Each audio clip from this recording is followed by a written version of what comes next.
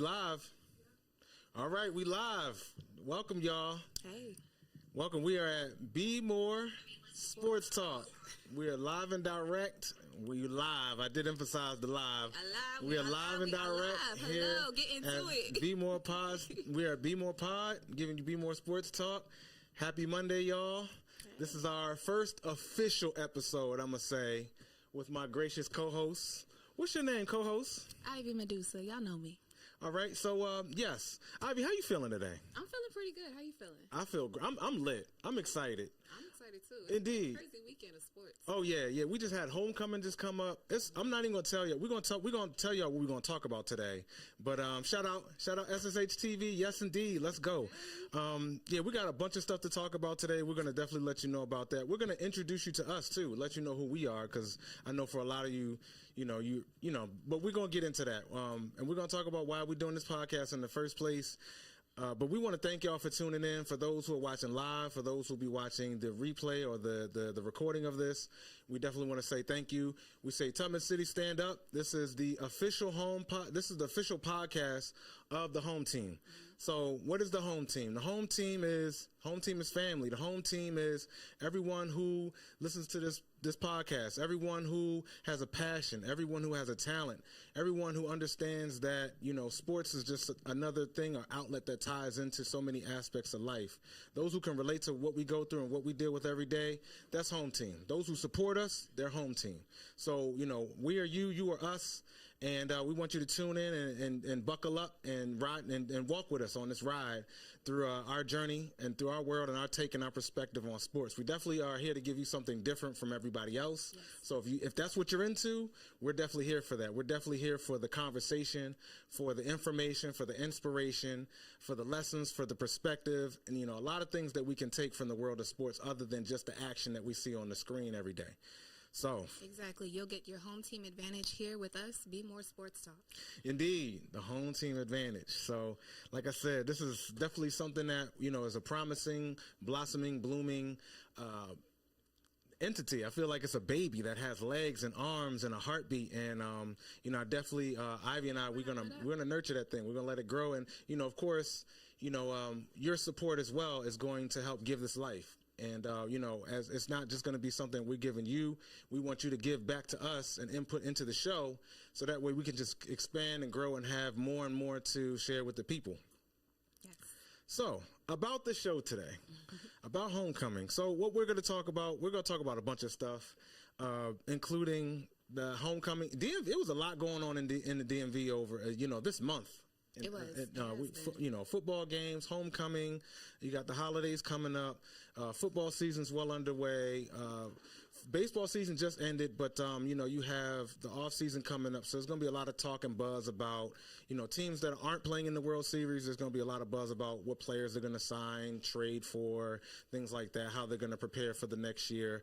We're going to talk a little bit about the World Series as well. We're going to definitely talk about the Ravens. Getting into NFL. Commanders too. We're here to cover DMV. We are definitely based here in Tubman City in Baltimore, but the DMV is a growing hub, as I was saying, and there's definitely a lot of eyes, and it's definitely growing a lot of attention, in the entertainment sector. So it's definitely worth talking about. We definitely got some more to talk about. There's stuff going on in the baseball world, on the business side of things, as well.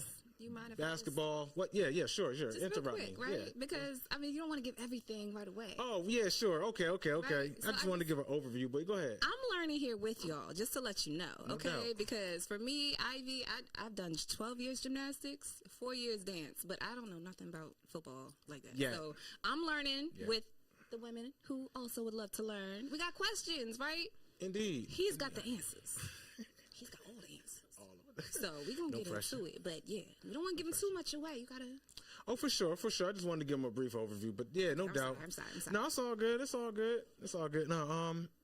Now, just give them a little brief overview just so they have an idea of what to expect today. But, we're going to be rambling a little bit. We might be a little all over the place today. Bear with us. But we're definitely going to work on just to continue to give y'all a great conversation and give y'all our perspective and our take on sports. Definitely, like I said, something different from what everybody else is giving you. So, just stay tuned with us.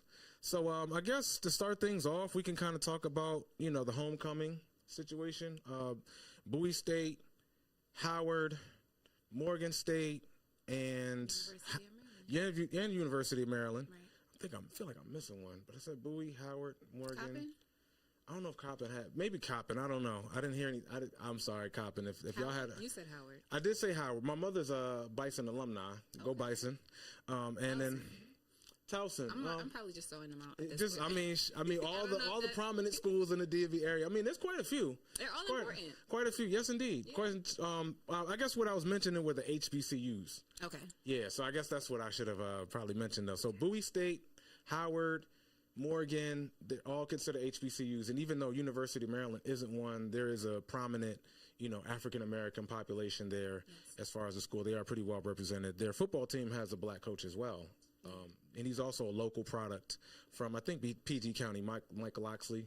Okay. And speaking of which, so let's get into that. The DMV native. Indeed, yes, indeed, it's good, and he's good. I shout out to Mike Loxley. His Terps, he was able to get them to victory. They came an epic fourth quarter comeback. The final score 29-28 against USC. That's a pretty big brand name program. They might not be the best. I know USC is not they're not having a great year, but that's still a big name school. They were playing at home, and they were down 2 scores in the fourth quarter. They willed their way back to an epic comeback. The student stormed the field after the game. It was a big. They had snapped a 3-game losing streak. And, the coach just willed him to win. There was so many fourth down calls that he made. He definitely called that game to win. He he coached the season was on the line, and he definitely came through there. It definitely prepared them for victory. Okay. They got a good quarterback there, running back too. They churn out a lot of draft picks, University of Maryland. They get a lot of players that go pro from their program, a lot of prominent athletes. Loxley is really good at recruiting.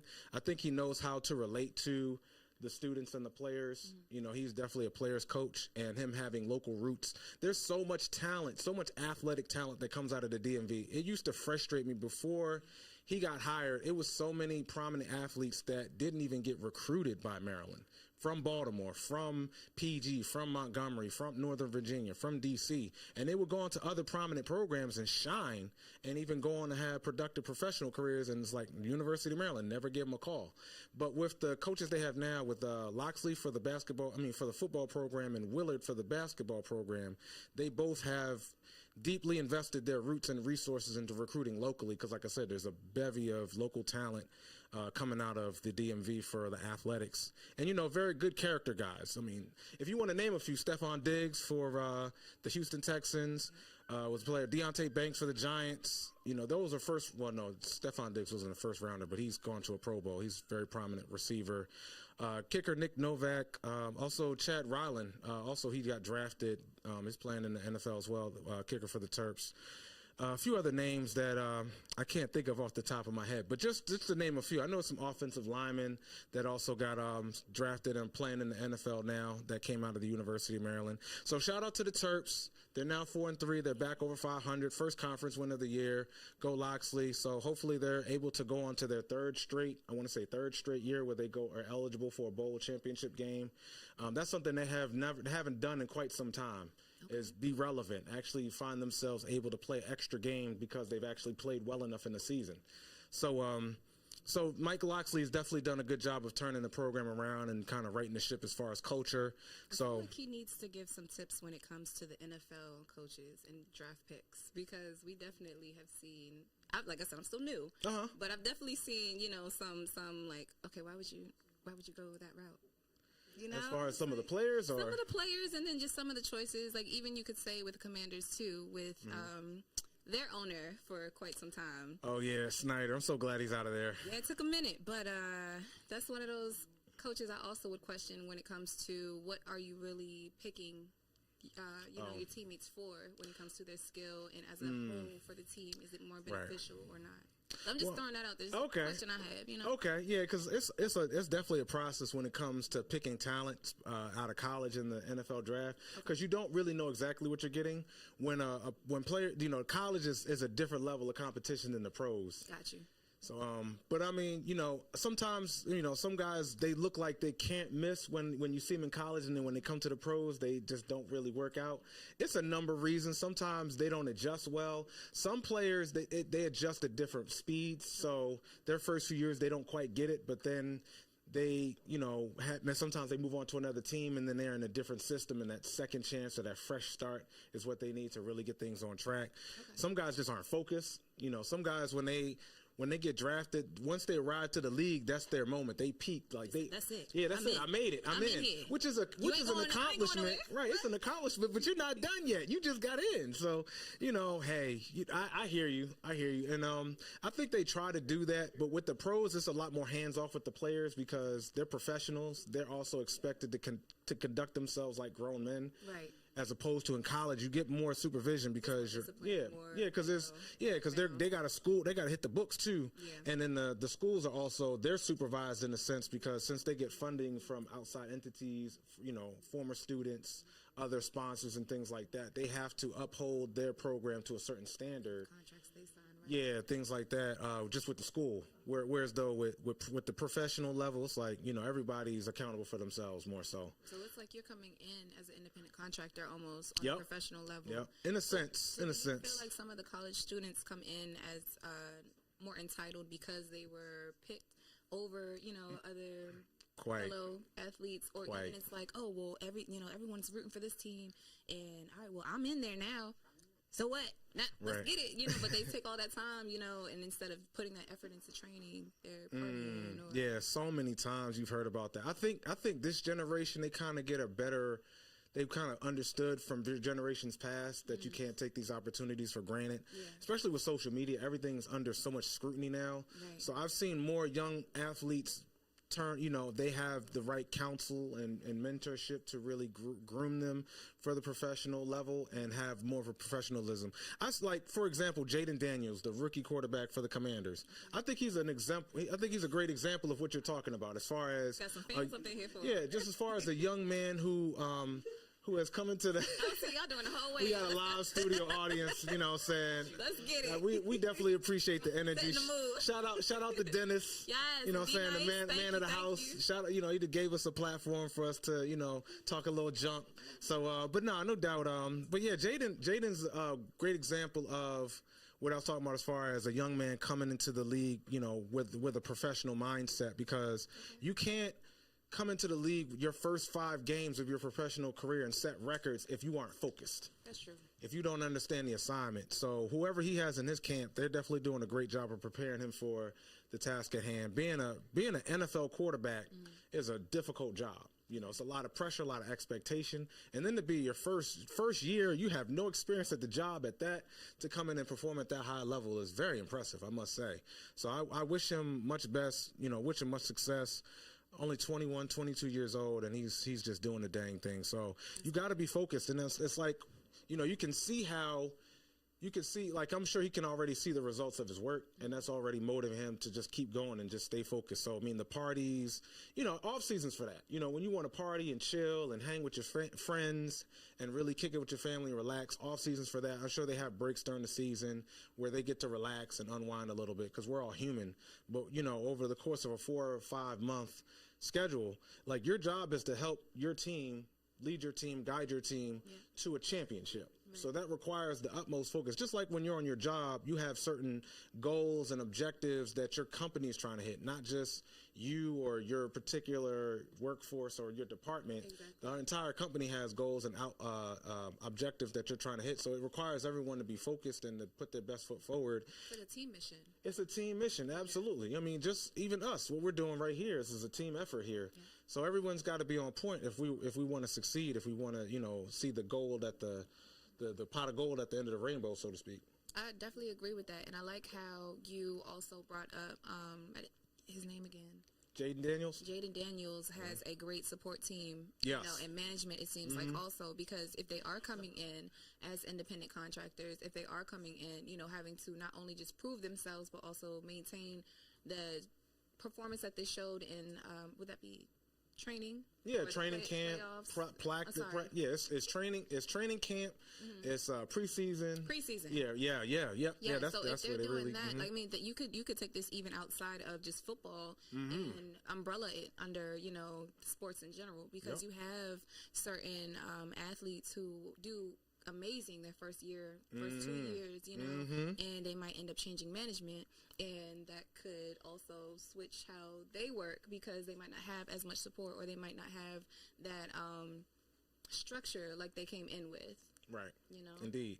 An example I could give to that is last year's draft, there were 2 quarterbacks that were picked in the first 2 picks of the draft.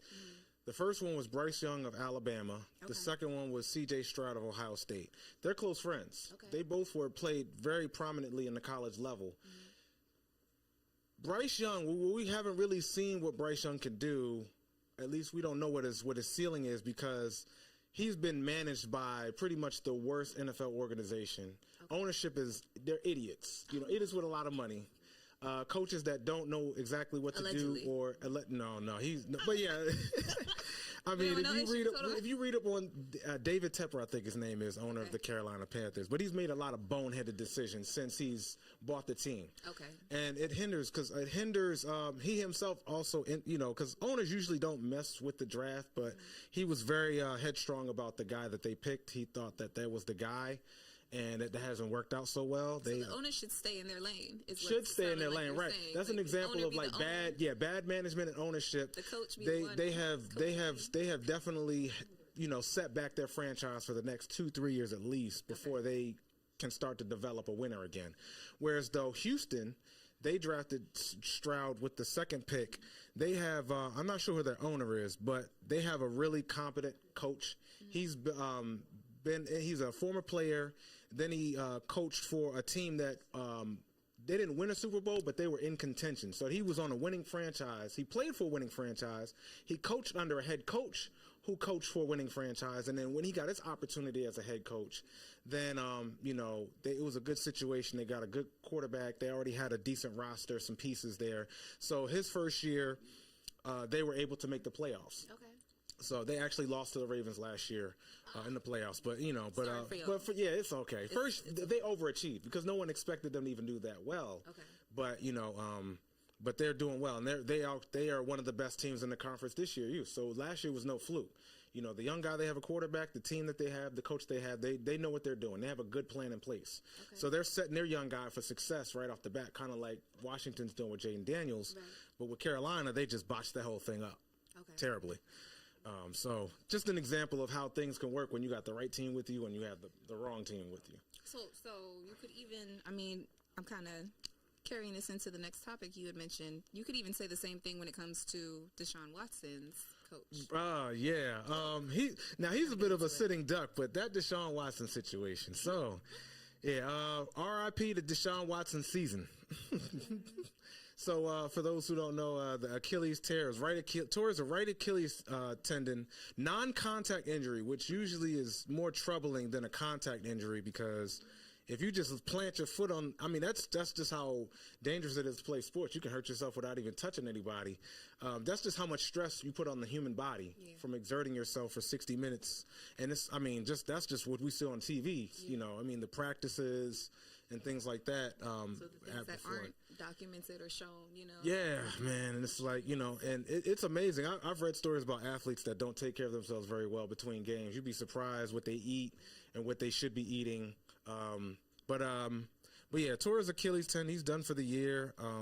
Hopefully Jameis Winston can step up for them. And I know, I said I hope. I like Jameis Winston. I think he's a good character guy. Hopefully this is his chance to kind of shine and show what he can do at this stage of his career.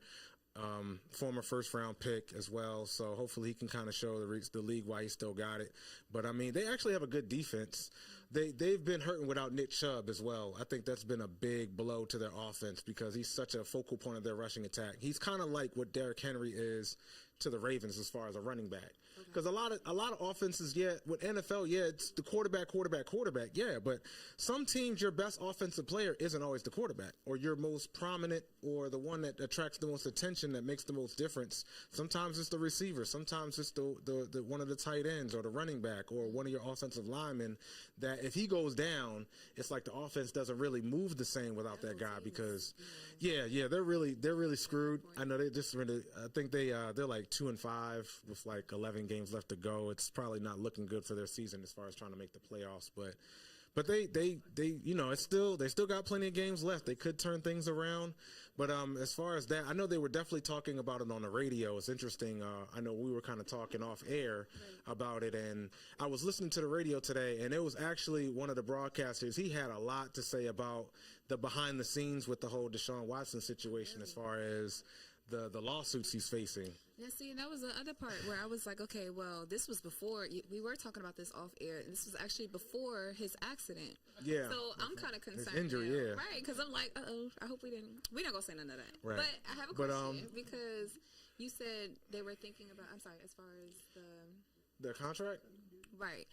Would he be able to be traded at this point? Or do you feel like with and I know you can't trade someone who's just been injured, but given the fact that previously to his injury or prior to his injury, he was not showing or bringing what they were expecting or what he already agreed to as far as performance or skill set wise to the contract. So would he be he's been a liability, excuse me. Right, quite. On top of the allegations, the lawsuits, and all that, so isn't that reason enough for them to kind of like... Well, if it wasn't a fully guaranteed contract, then there might have been an out for Cleveland. But they're locked in. They're married to him for the next 2 seasons. Next 2-3 seasons. This is his 3rd year out of 5. So after this season, they'll have 2 more years where he's under contract for them, and then after that, they can cut ties and start fresh. Okay. But the crowd booed. No. What happened was the crowd cheered when Deshaun got carted off the field. In the game. I mean, it's just bad. But I was told that the fan base... Y'all can't be booing. People get hurt. They're just as liable as the player is the owner, because the owner really pushed for that deal. And it's something it's never been done before. No other player has ever in the history been signed to a fully guaranteed contract, especially one of that magnitude. 5 years, $230 million, I believe it was the value of the contract, and they have to pay him every cent of that, for that until they have to pay him every cent of that contract. They hadn't put that contract into effect. I wish they would. No. I bet they would have wished they had given it a little more the trial period. Let's see how this works out. Yeah, it's just it's only because 1 or 2 other teams were interested in getting him when he became a free agent that they pushed so hard and were willing to meet him on his terms, and that's why it's like when you go to extremes and you don't work to negotiate a reasonable middle ground, because if the worst case scenario happens, then one party is definitely left with the short end of the stick. So, I mean, hey, I feel sorry for Cleveland, but they had F.L.O last year. They could have brought him back, but, now he's winning for the Indianapolis Colts. So. I bet they wish they hadn't done that.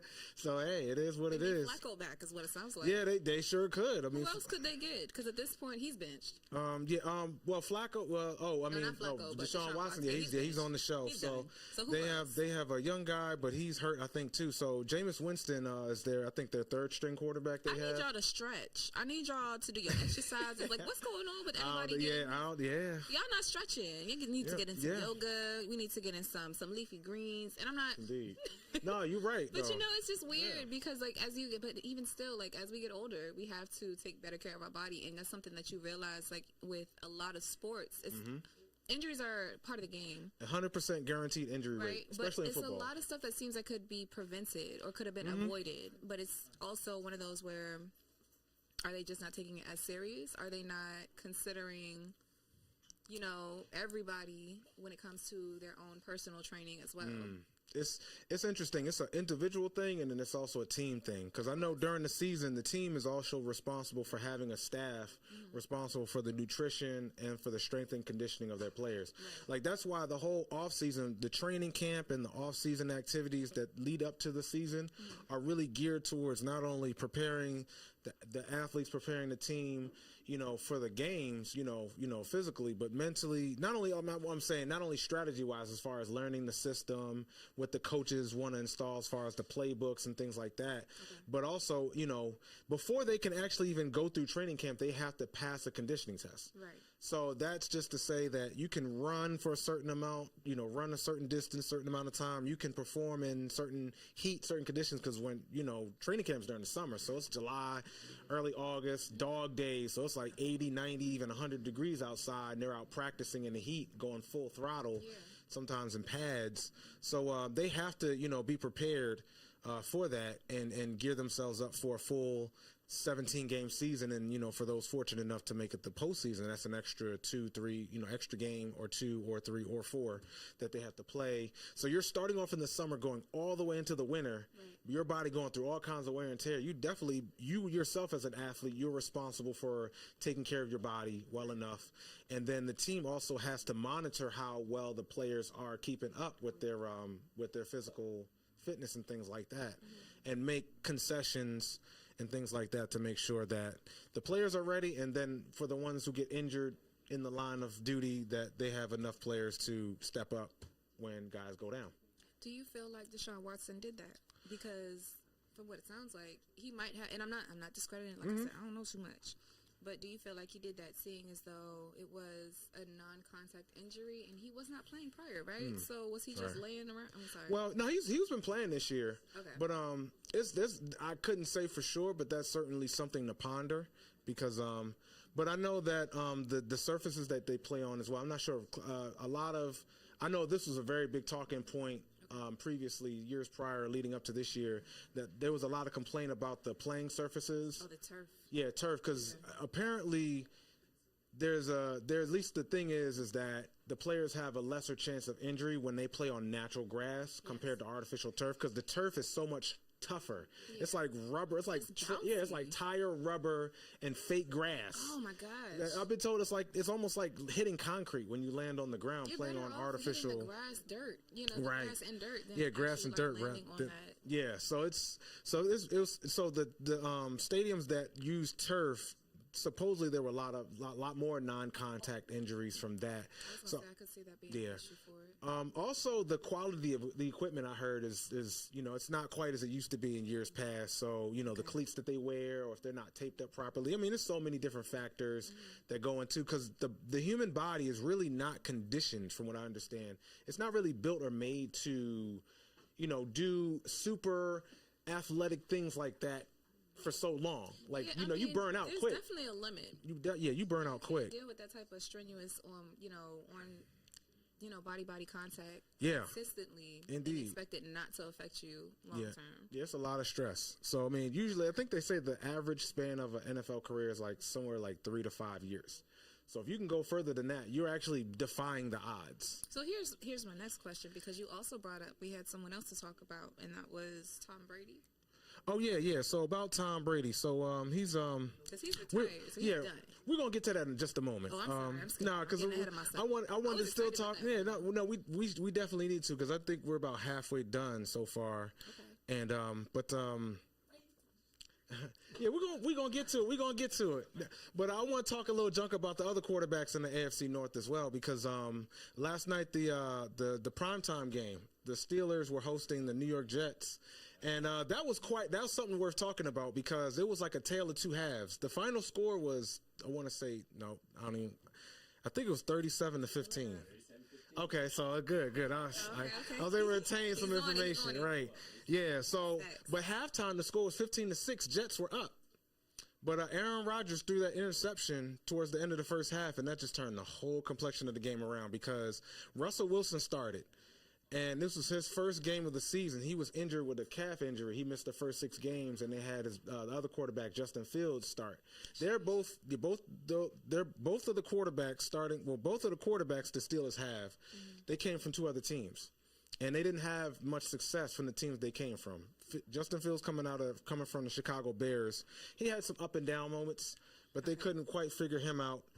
So they let him go, and they started fresh with a new quarterback. They got a rookie from USC, the college that played Maryland last Saturday that they beat. He got drafted from that college, and he's having success.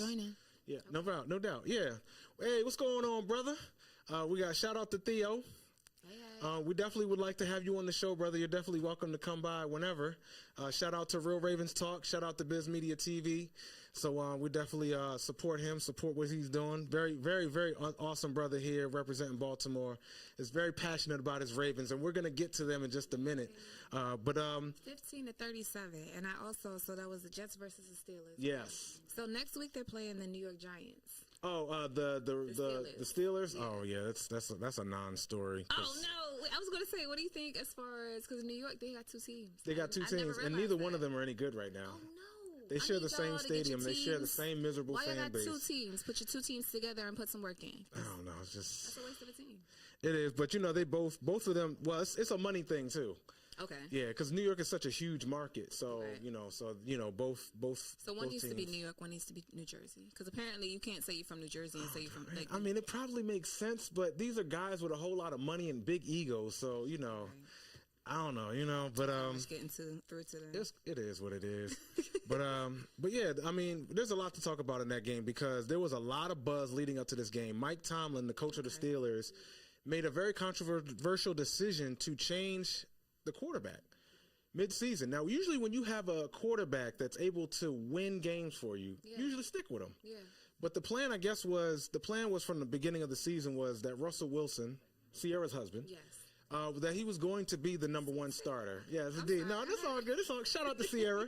I think they have a beautiful thing going on with their marriage and their family situation. So, shout out to Russell Wilson. Okay, but can we get Russell back? Doubt. Yeah, I think your team is slacking a little bit. CC, get off him for a second. Let him come back and get back to work. I'm saying, no, it's all good. It's raw. It is what it is. So that was a very controversial decision because Justin Fields was winning games for them. And, they were doing well. He was serviceable enough. Mm-hmm. But what happened was that once Russell Wilson was able to be healthy enough to practice and get ready for the game, Mike said, I'm going to go ahead and give him a shot. I'm going to go ahead and give him back the starting job. So it didn't make sense to a lot of people because on top of the fact that Justin Fields was winning, what we saw from Russell Wilson over the last couple seasons when he was playing for Denver was like, yeah, he was getting yelled at by coaches and teammates left and right because his play. I don't think it was all his fault, but because they had a really good defense, but they weren't winning games. Like mid-season, they should have let him finish out. Yeah, and let Justin. Russell come I mean, back. it would have made sense to let Justin. Does make sense, yeah. It would have made sense, and for the first half of that game, that's looked like that they were gonna have to do that because it wasn't looking pretty. But when Aaron Rodgers threw that interception and they ran it all the way back to the one, it just turned the whole game around. Because the Jets folded after that, they never scored again, and then Russell. I know we're gonna get off it in a moment, but Russell was lighting them up. You know what I'm saying? He was setting up the offense well. He was finding Pickens. He was finding his receivers. The running backs were also able to find room to make plays, and they were able to take the game over from that. So so Tomlin in turn looked like a doggone genius for going with his guy and sticking with his instincts. So I think there's definitely a life lesson from that with sticking to your guns, trusting your wisdom, knowing what you have in the building, knowing who you have on your team, and knowing having a plan and sticking with it. Everyone else said Tomlin was crazy for that, and he just blew out the visiting team by 20 points. I didn't think it was a smart move either, but I mean, after seeing the results, it's kind of hard to argue that it worked. So I mean, at least it worked for this game. They played against the Jets. They're not the world beaters of the world. Even though they traded for Devontae Adams, they still look like crap on a stick because they're so dysfunctional. There's just so much dysfunction. We're not getting the MVP version of Aaron Rodgers. This version looks a little bit washed. He's 40 now. Okay. He's in the twilight zone of his career. We're trying to figure out when he's going to hang it up for good because if Jets fans can continue to expect to see this from Aaron Rodgers, it's not all his fault either. He can't blame guys it's not Aaron Rodgers' fault if receivers are falling down or they're dropping passes that he's throwing or if guys aren't blocking to give him enough time to even make the throw. That's not his fault. We're not sleeping on Russ. But it's a mess. If anything, I feel like you're saying that Russ needs to go ahead and get back into full training mode to be prepared for the next season, right? Well, I mean, he looks like he's ready now because he won the game for him last night. Oh. Yeah, he won the game for him last night because he started the whole game. The first half didn't look so great, but the second half, they definitely shifted the momentum around. He settled into his groove. He was finding his guys. He looked like the Russell Wilson of old, what we remember when he played for Seattle and was taking them to the Super Bowl. Okay. So we got to see a little bit of that. Yeah, Aaron Rodgers, he's like I said, I think he's just about done. Aaron Rodgers is an example of what goes wrong when you give one guy too much power. He wants to bench him so bad. Yeah. When you give one guy too much power and let him dictate how to build the roster and what coaches want to, do, it's like just play the game, you know what I'm saying? But anyways, on to the next. So, it's looking like it's going to be a 2-horse race between the Ravens and the Steelers. They have yet to meet. They have 2 games this year. They haven't met up yet, but those 2 games are going to definitely mean a lot when they match up because those are pretty much going to decide who wins the AFC North this year. I think the Steelers are on a roll. The Ravens are too. Hopefully, they're able to take care of business tonight in Tampa. Yeah. And I guess we can go ahead and talk about that. Or what? You know what? We can. We'll get to that. We'll talk about what my thoughts on tonight's game, but just moving on to the world, just in the world of sports, the World Series is coming up. The WNBA Finals just concluded. Congratulations to the New York Liberty for their championship. There was a good back and forth. Sabrina, she showed up in clutch moments. She's definitely got. She's a bucket. She's definitely got some shots. She hit some key shots in that series and helped guide her team to a championship. So shout out to them. Yes. Congratulations. And World Series. So it's going to be Yankees Dodgers going head to head. 2 major market teams. A lot of star power there. Yankees offense. They're clicking. Juan Soto, Aaron Judge, Giancarlo Stanton. Stanton, he's definitely turned things around this postseason. He definitely turned it up at the right time. He's definitely looked washed at times, but he definitely stepped up and hit some clutch hits. Ohtani is going to be Ohtani and Betts are going to definitely be the biggest players to watch as far as the Dodgers. I had seen a stat that Ohtani is 18 for 22 with runners in scoring position. I don't know why other teams have been pitching to him with runners on base because he's just been crushed. 18 for 22 is absurd. With baseball, if you can hit anywhere around, if you can succeed 3 out of 10 times in baseball, you're doing good. Okay. 18 and 22 is far better than that. Especially when you have opportunities to score runs and bring guys in. So shout out to Ohtani. If I understand, he's a Lamar Jackson fan as well. So we're going to go Dodgers because they're not the Yankees and because one of their star players is a Lamar Jackson fan. Just makes it all around better. I'm not mad at the Yankees. I think they definitely earned their spot. They definitely came on at the right time, which is certainly key in sports. With baseball, is like you got to get hot. It's a long season, so you can do great all year, but if you start to fade at the end, like the Orioles did, then you could be watching the rest of the season from the couch, earlier than you expect. But that should be a good series to watch. Some good pitching there as well. And like I said, 2 big markets, LA, New York. So it's definitely going to be a lot of, I'm sure they're going to get good ratings, a lot of fans tuning in from so many different, you're talking about brands that are worldwide. They have big impact, big presence. The Dodgers and the Yankees are franchises that are iconic. They've been around for almost over a century, I believe. Yeah. Yankees started in Baltimore, though. They don't know that. A lot of people don't know that. The original franchise, the original Baltimore Orioles franchise is actually the New York Yankees. Them and the Cleveland Browns. Yeah, and the I know a little bit. Cleveland Browns. Yeah, the Ravens started in Cleveland Browns was the Ravens franchise originally started in Cleveland. So, and also the Orioles they started. I'm just rambling now. No, it's okay. Well, here's where I wanted to piggyback off of that, right? Because you were talking about brands, you were talking about representation. Can we just do a little quick segment on Ronnie Braun? And oh yeah, the NBA, because the season starts tomorrow, if I understand. And first off, for you to say that. Now, is it the same as far as NFL and NBA when men should retire or when people should be expected to retire? Because you said Bronny's pushing 50. Well, LeBron is 40. LeBron is turning 40 in December. Oh, I'm sorry. I gave him an extra 10 years. But he's supposed to end, right? He's supposed to stop. Well, he's still playing at a high level. I'm sure he's slowed down a bit since the prime of his career. But, if you're still performing well, that's always a good look. I would say it's always better to retire on your terms and say, retire on your terms. Retire too soon than too late. because I see that. yeah, because for example, when Michael Jordan retired after he won his 6th championship, a lot of fans were wondering, like, that was perfect timing, right? Perfect timing, because it was like injured, man, right. That record. Yeah, you know what I'm saying? So it's like, he retired at the peak of his career, right. And it left fans wondering, if he came back, would they have won a 7th championship? I know that was something that was talked about in his film, his series, The Last Dance, which is incredible. If you haven't seen it, it's definitely a great watch. Okay. But yeah, him retiring was like the perfect time. He did come back later, and he didn't have the same impact. It wasn't the same, it wasn't the same. It was not the same. I don't know what analogy. That's where my question comes in, because with LeBron, like that's different as far as the wear and tear on the body compared to football. Word. So I don't know where his skill set is as far as right now, but you had mentioned off air that you felt as though, he's way past his prime. It's way past the time where he should be kind of not necessarily throwing in the towel, but it was an honorable and respectable thing that since his son is now in the league, that, being able to play together, get that legacy play in before he has to. Yeah, he bounces. Yeah, but do you feel like he's pushing it? That's the only thing I had. No. I think LeBron still has a couple seasons of productive play left in him. I think he still has a window before I would say he's probably gotten to a point where his age is, as he slows down. Yeah. I say he still has a couple of years left before I would say he's done. But that's just my opinion. The man, obviously he's grown. He can decide for himself when he wants to retire. But I mean, I'm sure him and a lot of fans would like to see his son play together, because that's never been done before.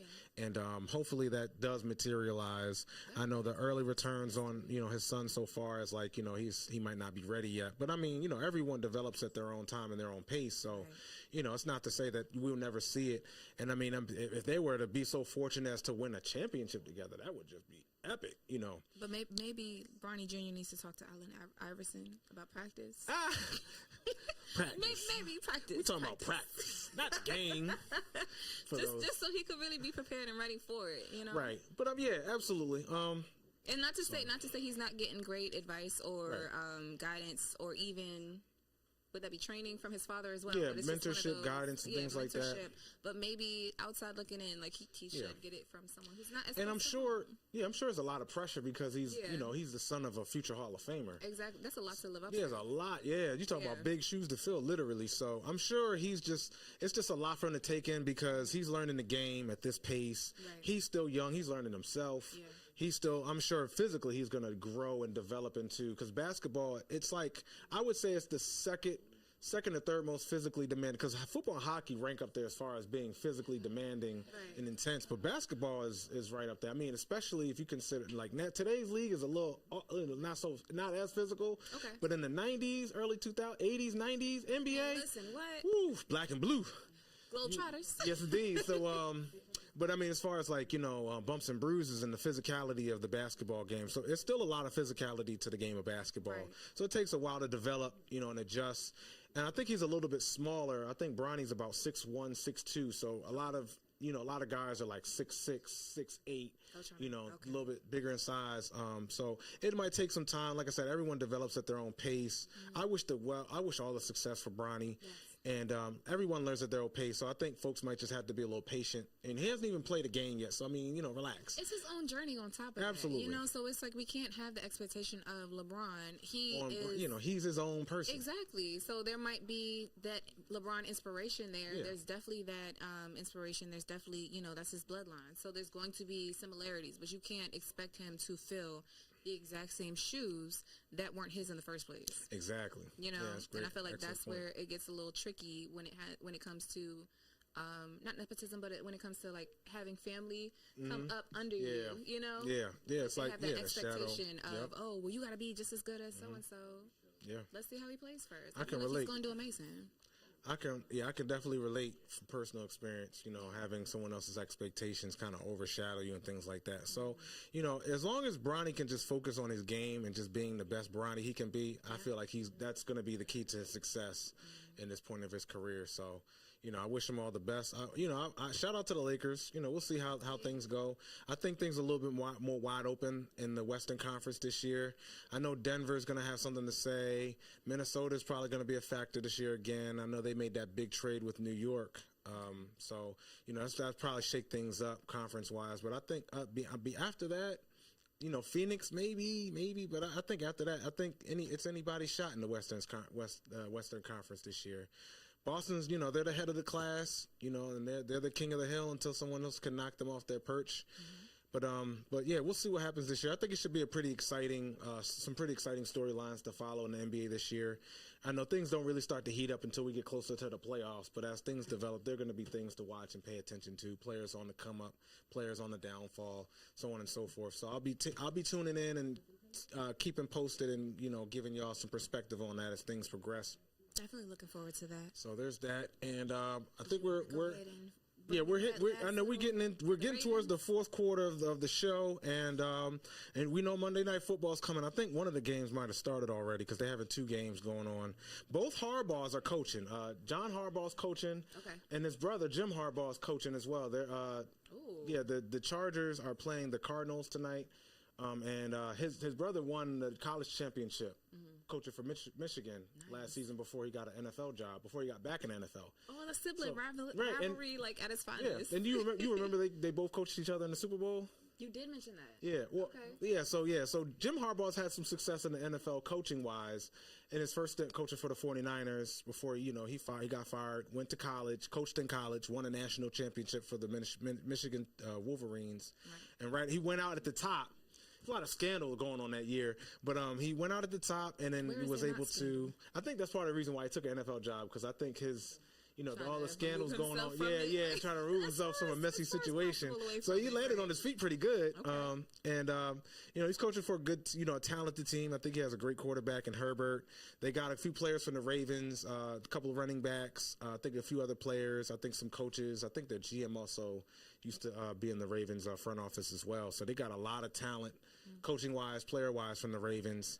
But they do that. John and Jim, they've done a lot of collaborative efforts. Like, they'll pick each other's brains before games. Like, okay, Jim might have coached against this particular team that he's very experienced with. So John will call him up and like, hey, anything you can give me before the game that'll help me prepare for this team. I love that. And Jim will do the same thing with John, to help prepare him for games and stuff like that. Unless they're playing against each other. Yeah, unless they're playing against each other. They're not brothers anymore.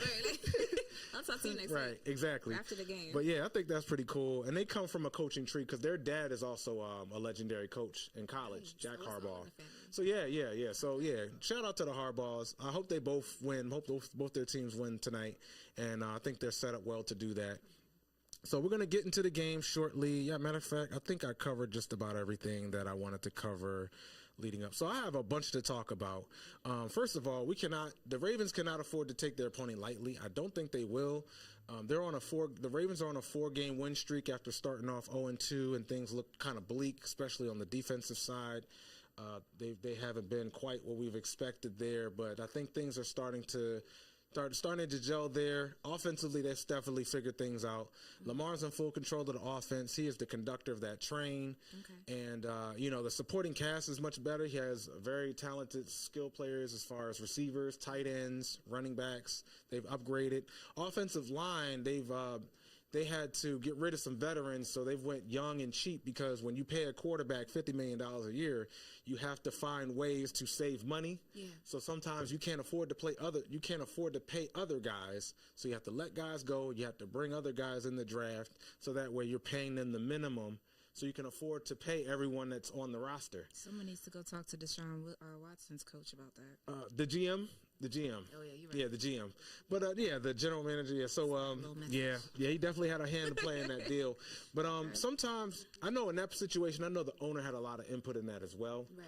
And another example of when the owner does not stay in their lane, things can go messy. But that was not a beneficial move at this point. No. For the Deshaun Watson. No, I mean we already know. There's nothing. Oh yeah, because with the owner of the Panthers and the owner of the Browns, they both had too much to say about they had too much input in terms of the quarterback they brought in for their team, and that has not worked out well for them so far. Okay. So yeah, and for the example with the Ravens, they have an owner that's very hands off. Yeah. He's tried a couple times to put in input, with like some guys that they brought in free agency in the draft. And when he realized that didn't work, he was like, you know what? I'm gonna let the GMs GM. I'm gonna let the coaches coach, and I'm gonna let the players play. Right. I'm gonna sit back and let the product, let the product develop on the field, let the fans enjoy it, and I'm gonna sit back and count this money. That's what. But Steve is a good guy. I think he's one of the more.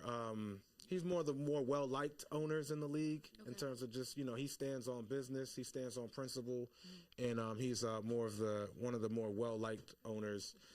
He's just a smart guy. He knows how to put people in position and not do too much and not interfere.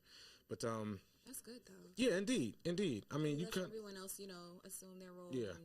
I'm a big fan of their GM. Eric DeCosta is one of the smartest minds in the leagues as far as like general managers, because he got to learn from one of the best. The Ravens were one of the first organizations to hire a black African American for their general managers, very, high end position in the franchise. And all they've had was success. His first 2 draft picks became Hall of Famers in Ray Lewis and Jonathan Ogden.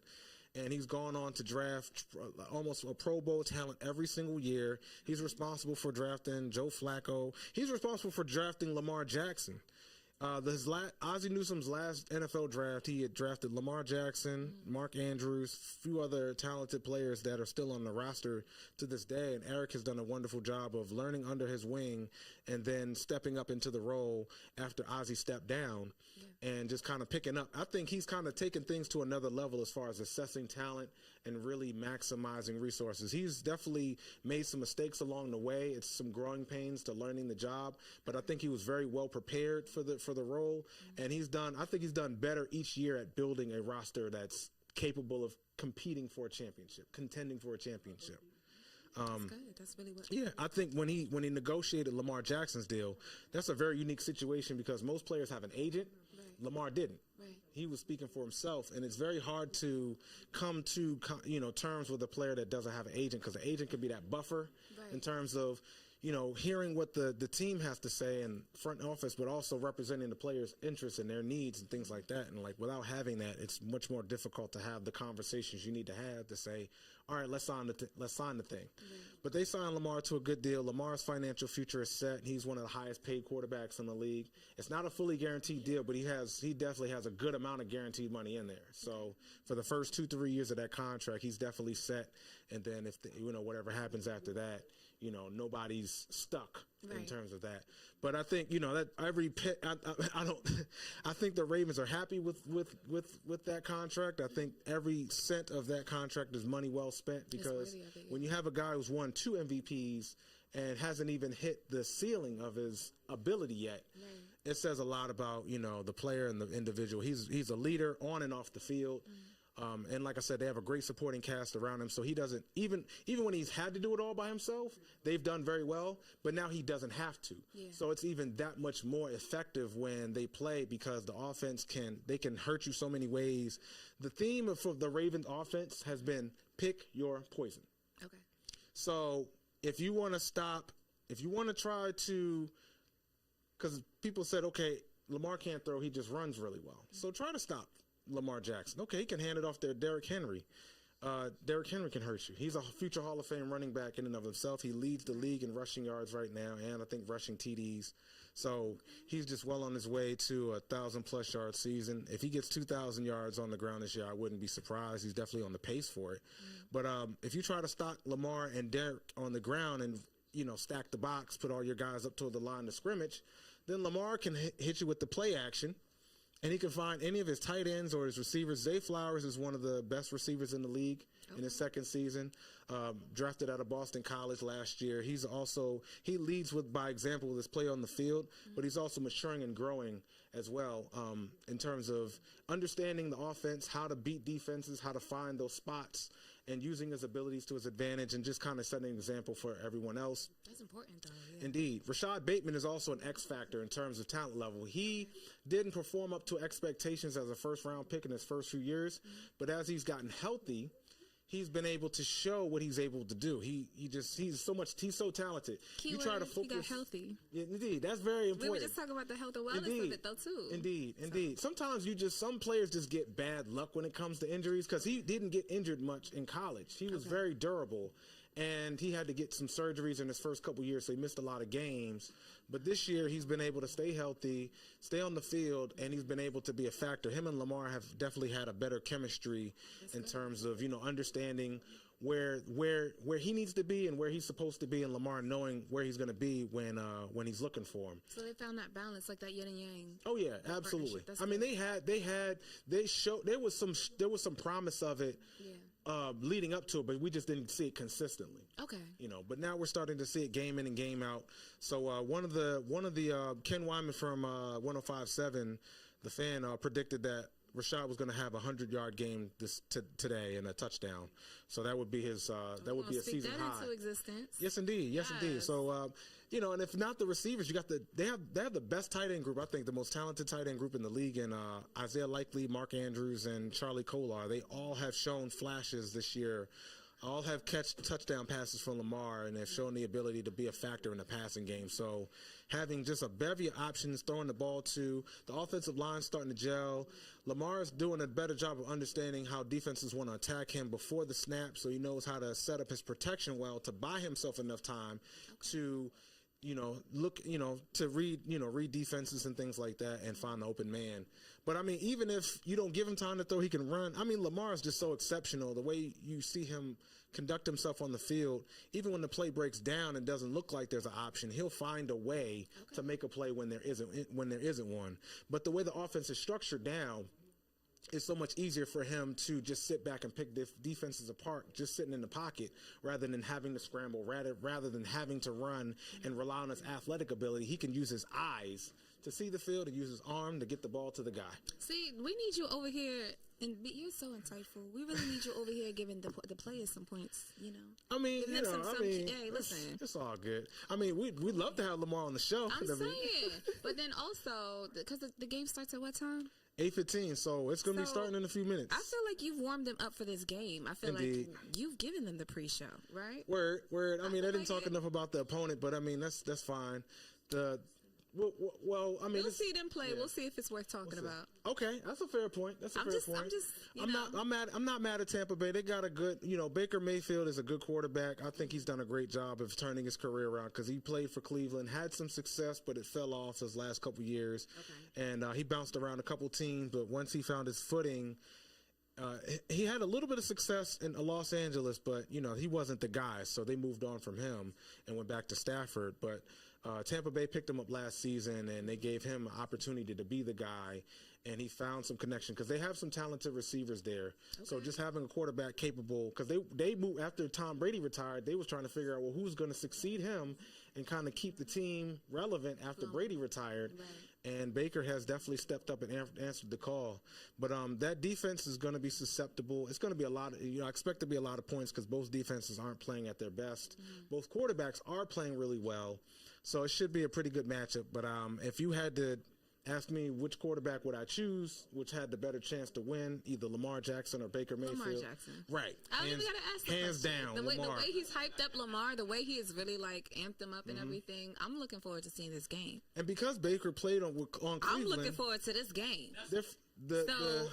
I'm just saying. I feel like, and I just want to real quick, thank you so much because, like I said, I'm still learning, but thank you for warming us up with this Bmore Sports Talk. Indeed. I'm going to let you go ahead and wrap it up. That's cool, no doubt. We ready for the game. I'm just going to say. Let's go, Lamar. Let's go, Ravens. Let's get it. Right, the Ravens. Let's go. Let's go, Ravens. No doubt. You had one more dropping point? I was just going to say, to wrap up the show? because Baker played for Cleveland, the Ravens have seen him before, so this is not like they haven't seen him before. They should be prepared for him this time, so they should be ready. I predict the Ravens are going to win tonight. I predict the Ravens are going to win tonight. It might be a close one. It'll probably be a close one. I don't think they're going to blow it out, but they should be able to pull out a win. And the Commanders knocked out their show last night? Yesterday, yeah. Last night, the Commanders? Yeah. They killed that shit. They killed that 5-2. I'm sorry. I might not be able to cuss online. I'm sorry. For the Commanders. So the future looks bright in D.C. Yes. And the future is bright in Baltimore as well. No. The future looks bright in the DMV. Hey, I had to come and represent. What you talking about? Go number 8. The future looks bright in the DMV. So I'm great. Absolutely. I'm looking forward to She said it, man. She said it for us. So thank appreciate y'all for yes, indeed. So were there any other closing remarks that you want to say as we wrap up? I just. Oh, right. So make sure you follow us on Bmore Sports Talk on Instagram, on YouTube, and also follow us on BMorePod on Instagram and YouTube. Make sure you come back. Oh, mine. Oh. Ivy, who are you? I'm over here hyping up everybody else. Let me go ahead and take a moment for myself. My name is Ivy Medusa. Who is our co-host? So you can find me on IG as Ivy Medusa. That's IvyMedusa. Facebook, IvyMedusa. Ivy Medusa. I'll see you next time, y'all. We're going to get to the show. And I am your host with the most. Yes. Stefan, a.k.a. the F.L.O, Factual Life Orchestrations. You can find me on IG at the F.L.O Express. That's F.L.O with no W, Express without the E at the front. So TheFLOXPRESS. You can also find me on YouTube, Factual Life Orchestrations. And also follow us on BMorePod, BMorePod on Instagram at BMorePod, as well as BMorePod on YouTube as well. So continue to tune in. We'll be here every Monday evening. Giving you the home team advantage. Indeed. She said it better than me, man. So, hey, the clock has hit 3 zeros. Our time is up, but we thank you again for tuning in. And, we'll be back next Monday. Tune in, lock in. Go Ravens. Y'all. It's a wrap, y'all. It's a wrap. Enjoy your week.